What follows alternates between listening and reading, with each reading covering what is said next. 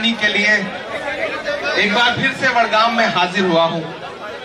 वक्त बहुत कम है, देर से आया उसके लिए माफी चाहता हूं, लेकिन जो मौजूदा सरकार है वो सब कुछ चाहती है कि देर से हो, आसानी से नहीं होने देना चाहती।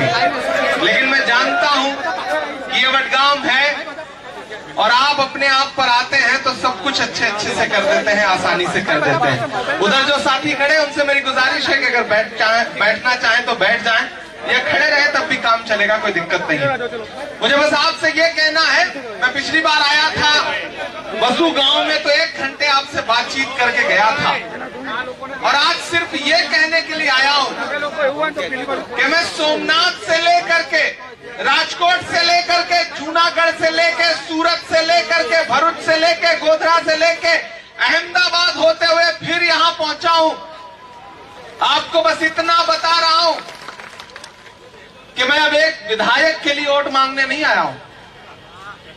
मैं आने वाली गुजरात सरकार में एक बहुत अहम जिम्मेदारी निभाने जा रहे अपने दोस्त के लिए वोट मांगने आया हूं। मैं ये नहीं कहूंगा कि मैं डिप्टी सीएम के लिए वोट मांगने आया हूं, मैं ये नहीं कहूंगा कि मैं कैबिनेट मिनिस्टर के लिए वोट मांगने आया हूं, लेकिन बस इतना जान लीजिए कि गुजरात की आने वाली हुकूमत में एक बहुत बड़े रोल में रहने वाले अपने साथी, अपने भाई के लिए वोट मांगने आया हूं। वडगाम वालों, झील में पानी बरसता है हमारे देश में, खेत पानी को तरसता है हमारे देश में, जिंदगी का हाल खस्ता है हमारे देश में, दूध महंगा खून सस्ता है हमारे देश में। ये जो भाजपा की 27 साल की सरकार है, इसकी जो बदहाली है, इसका जो कुशासन है, इसके जो भ्रष्टाचार है, ये चुनाव उसके खिलाफ वोट करने का चुनाव है। ये चुनाव सिर्फ एक विधायक हराने और जिताने का चुनाव नहीं है। जिग्नेश भाई इस बात को समझते हैं, पहले फेज की वोटिंग हो चुकी है और पहले फेज में भारतीय जनता पार्टी के पैर के नीचे की जमीन खिसक चुकी है। भाजपा इतना परेशान, इतना बौखला गई है कि जैसे ही वोटिंग खत्म हुई परसों, कल सूरत में हीरा व्यापारियों के यहां, डायमंड कारोबारियों के यहां इनकम टैक्स के छापे शुरू हो गए। आप इससे भी अंदाजा लगा सकते हैं कि जमीन खिसक चुकी है। तो मैं आपसे ये कहने आया हूं कि इस लड़ाई को अब सिर्फ ये मत सोच के लड़ना, ये मत सोच के 5 तारीख को ईवीएम की कतारों में लगना कि आप एक विधायक को वोट देने जा रहे हो। इस बार गुजरात बदलने जा रहा है। ये जो गुजरात का विकास, गुजरात मॉडल, ये पूरी तरह एक्सपोज हो चुका है। नरेंद्र मोदी जी का हर दावा, हर नारा खोखला साबित हो चुका है। मोरबी में 135 लाशें बिछी थी और देश का हाकिम अगले दिन में 3 बार कपड़े बदल करके उद्घाटन और हरी झंडियां दिखा रहा था। मैं मोरबी भी होके आया हूं, मैंने लोगों के आंसू पोंछे, वहां गया, मिला हूं लोगों से। मैं उस सब की बुनियाद पे कह रहा हूं कि गुजरात बदलने जा रहा है। मेरे भाई, गुजरात की महिलाओं ने यह सोच लिया है कि जिन प्रधानमंत्री जी का वो नारा कि बेटी बचाओ बेटी पढ़ाओ, वो नारा सुनने में कितना अच्छा लगता था, लेकिन पिछले दिनों लाल किले की दीवारों पर खड़े होकर के जब प्राइम मिनिस्टर साहब तकरीर कर रहे थे महिला सुरक्षा, महिला सम्मान की, उसी के अगले 2 घंटे बाद गुजरात में 11 बलात्कारी रिहा किए जा रहे थे। गुजरात की महिलाओं में इस बात को लेकर के गुस्सा है कि जिस भारत में यत्र नार्यस्तु पूज्यन्ते रमन्ते तत्र देवता का स्लोगन, का संस्कृत का श्लोक सुना जाता था, जिसका मतलब होता है कि जहां नारियों की पूजा होती है वहां देवता निवास करते हैं, उसी गुजरात में नारियों की पूजा छोड़िए, नारियों के बलात्कारियों की पूजा हो रही है और प्रधानमंत्री जी ने अपने होंठ सिल लिए हैं। तो छापी गांव वालों, मैं आपसे ये कहने आया हूं कि इस बड़ी लड़ाई में आपको साथ देना पड़ेगा। ये जो गुजरात का विकास है ये झूठा है, यहाँ हिलाने पे पुल टूट जाता है साहब। मोरबी में 135 लाशें बिछी थी और मीडिया में नैरेटिव बनाया जा रहा था कि लड़के पुल हिला रहे थे इसलिए टूट गया। ये है गुजरात के विकास का सच। यहाँ से प्रधानमंत्री वलसाड़ में भैंस से लड़ जाती है तो भैंस नहीं मरती, ट्रेन का इंजन टूट जाता है। ये है गुजरात के विकास का सच। यहां भाजपा सरकार सड़क बनवाती है, इनके मंत्री उद्घाटन के लिए नारियल फोड़ते हैं तो नारियल नहीं टूटता, सड़क टूट जाती है। ये है इनके विकास का सच। तो मैं आपसे ये कहने आया हूं कि दुश्मन बड़ा शातिर है। मेरी बात मेरे बुजुर्गों याद रखना, दुश्मन बड़ा शातिर है।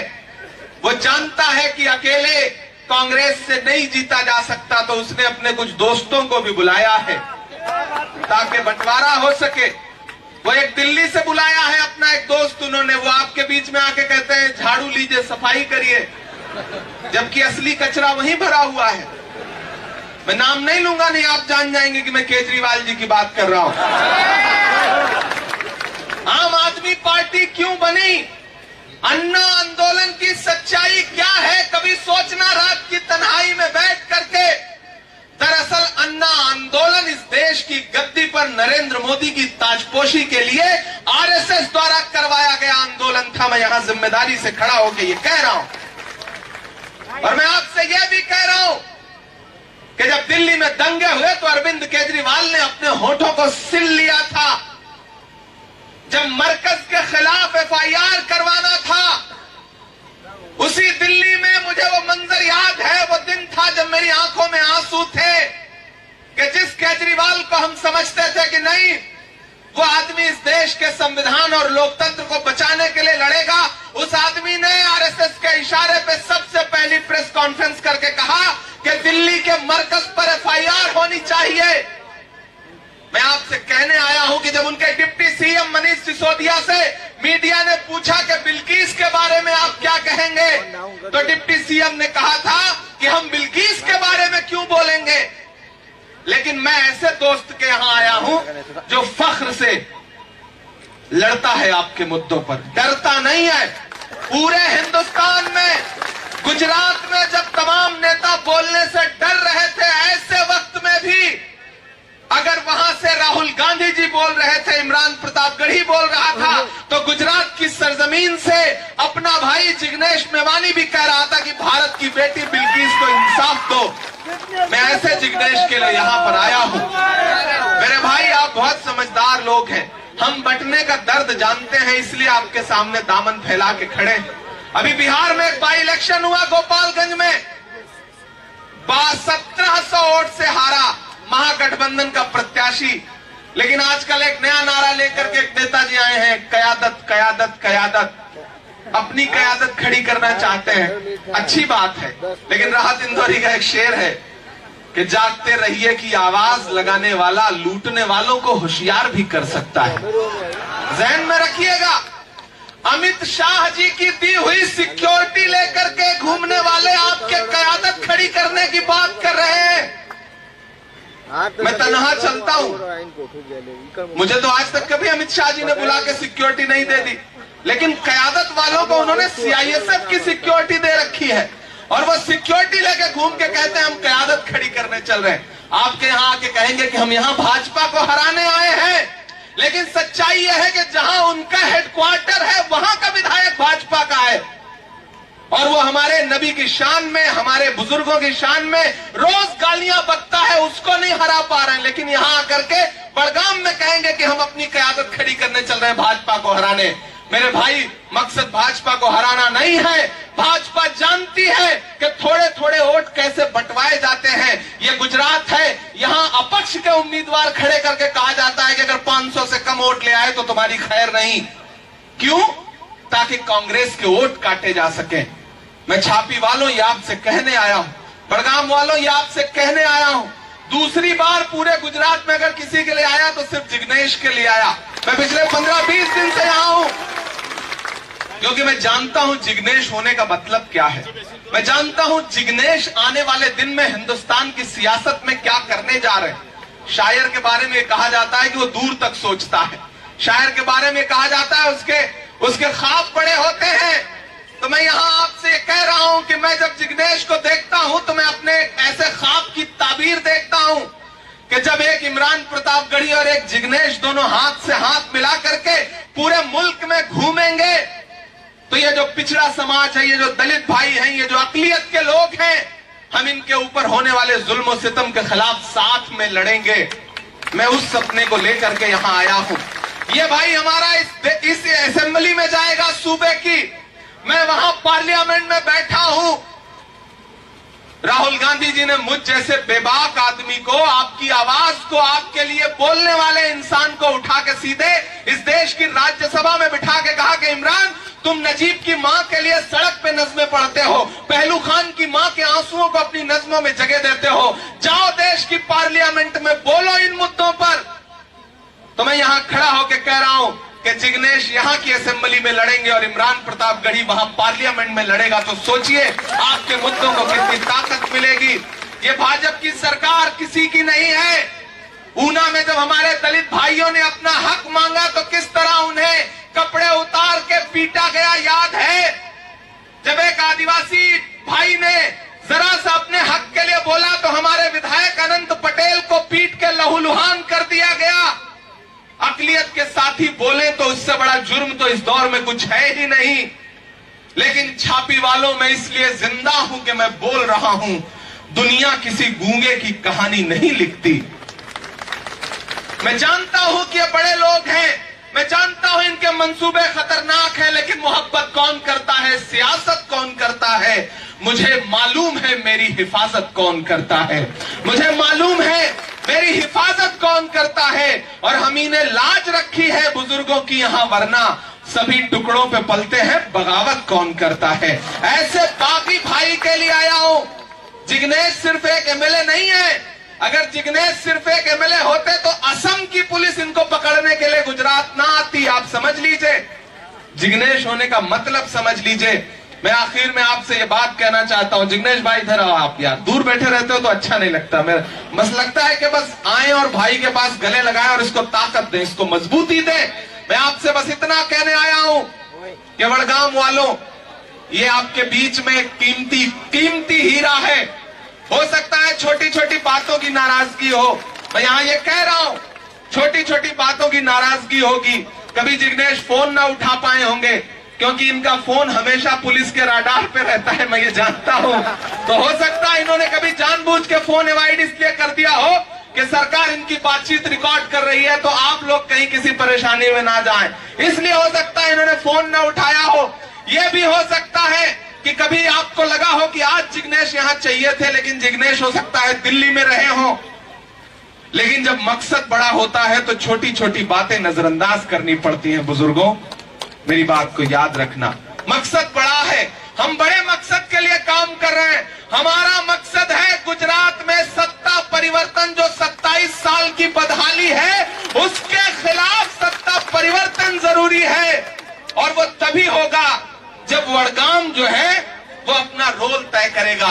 जब आप अपने घरों से निकलेंगे, एक एक वोट लेके निकलेंगे और जिग्नेश के हाथ के पंजे के सामने वाला बटन दबाएंगे, तो आपको पता है कि वो आपका एक एक वोट सिर्फ जिग्नेश को नहीं मिलेगा, वो इमरान प्रतापगढ़ी को भी मिलेगा। आपका वो एक एक वोट सिर्फ जिग्नेश को नहीं मिलेगा, वो पिछले 87 दिन से रोज 25 किलोमीटर पैदल चल रहे उस इंसान को ताकत देगा जिसका नाम राहुल गांधी है। मैं आपसे ये कहने आया हूं कि मैं यात्रा छोड़ के पिछले 2 हफ्ते से गुजरात के चुनाव में इसलिए घूम रहा हूं कि ये चुनाव बेहद अहम है। मैं आपसे आखिर में जाते जाते इतना कह रहा हूं, शायरी नहीं सुनाऊंगा तो आप नाराज हो जाएंगे, मैं जानता हूं, मुझे जाना भी है। हाँ, मैं आपसे ये कहने आया हूं कि नज़्में नहीं सुनाऊंगा तो काम नहीं चलेगा, मुझे पता है।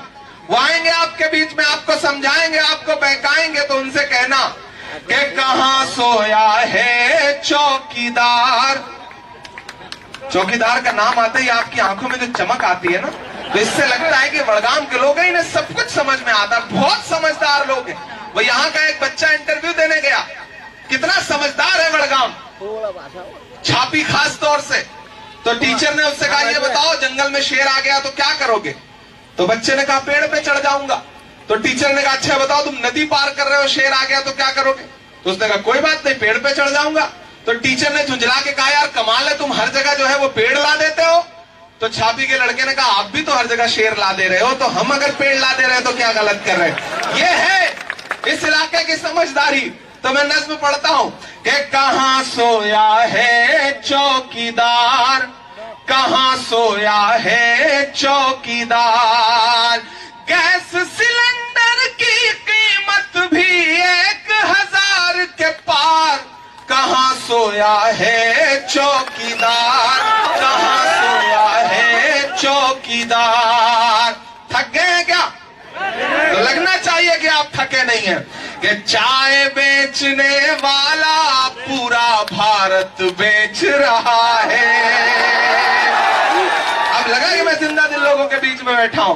कि चाय बेचने वाला पूरा भारत बेच रहा है, इसी काम में हासिल उसे महारत बेच रहा है। कि रेल बिक गई, तेल बिक गया, बिका हवाई अड्डा, सब कुछ बिकता देख के खुश हैं अपने जेपी नड्डा।